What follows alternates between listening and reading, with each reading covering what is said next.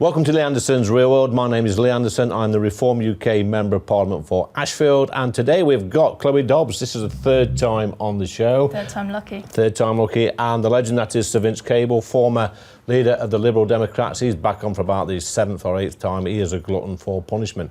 But earlier this week, Sir Jacob Rees-Mogg, the Right Honourable Sir Jacob Rees-Mogg, suggested that the Reform Party and the Conservative Party could sort of come together pre-election, Chloe, and form some sort of alliance in order to, return a Conservative stroke Reform type of government. What do you think? Is that wishful thinking? Is it desperate? Or should the electorate judge the Conservative government on their record?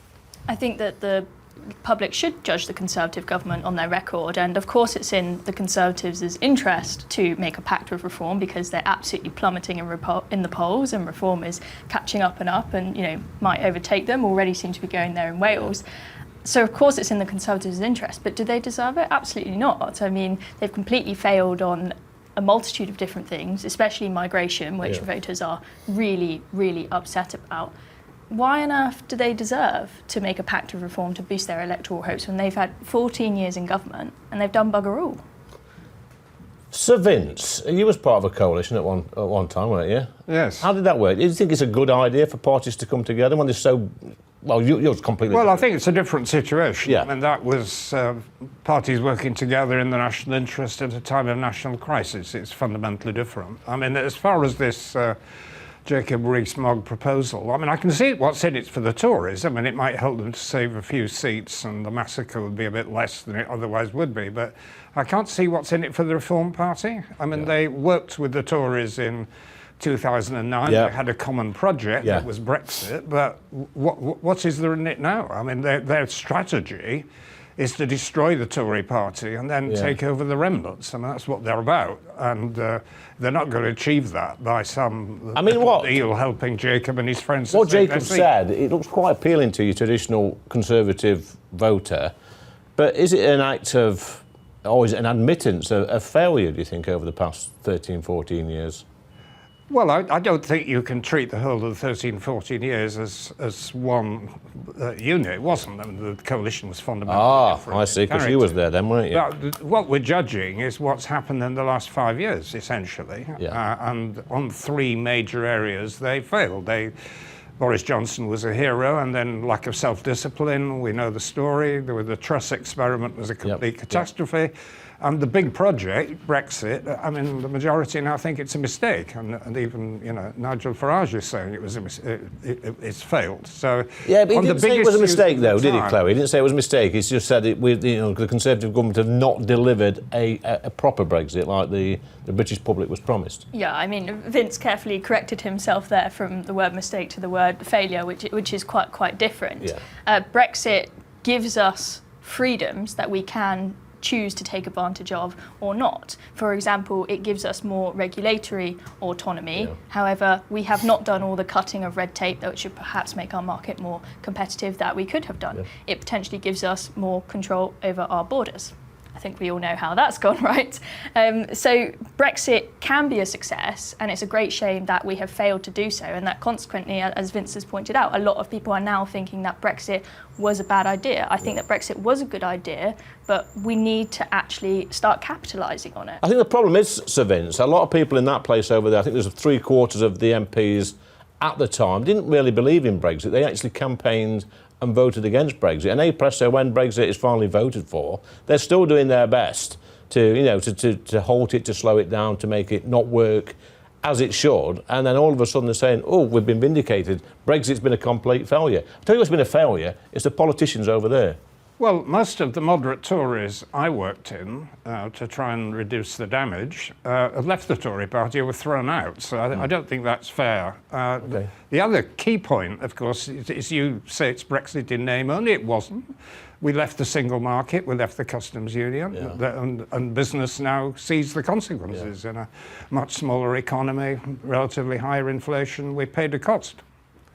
Chloe, you want to come back on that? You're chomping at the bit here, aren't you? I'm assuming that you were... Did you vote for Brexit? Was you old enough at the time? I wasn't old enough. I'm a baby. You're a baby, I was so 16. If there was a vote today which way would you vote, knowing what you know now? I'd definitely still vote for Brexit, of course. I mean, the points you've made about how the politicians have tried to stop Brexit over and over again. I mean, just look how long it took us to leave. It's absolutely absurd. We voted in 2016 and then we had years and years of chaos and arguing.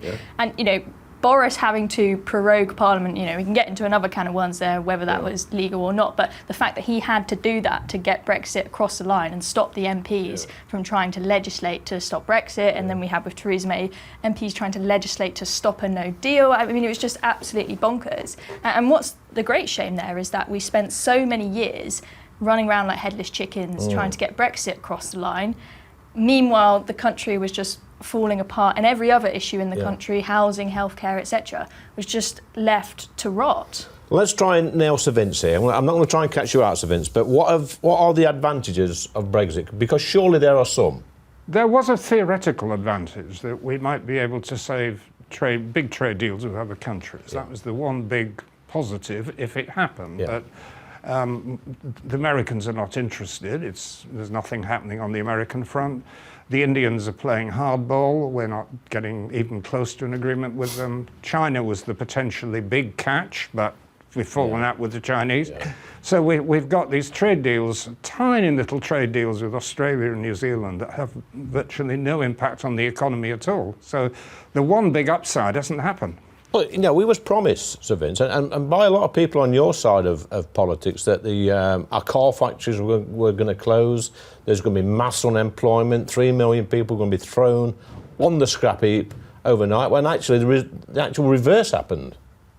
You're quite right. It was over-dramatised, and the people who exaggerated were made to look rather foolish. There wasn't a complete collapse. It's a difference between a blowout in a tyre and a slow puncture, and we've got a slow puncture, and it finishes up in the same place, but in a less dramatic way. You see, what I think, Chloe, because I've said it before on the show, I was one of those people, a normal Joe in the street, screaming at the TV at people like Sir Vince, you know, on the green benches, saying, you know, come on, get it done. And I always thought, and I still do, that it was remaining in the European Union was the easy way out. It meant that once we left, that the politicians again over in that place had to work a little bit harder to make it work, and they sort of tried to block it at every junction, really, and now they're saying, like I said before, oh, I told you so, it didn't work. I blame it on lazy politicians, I do.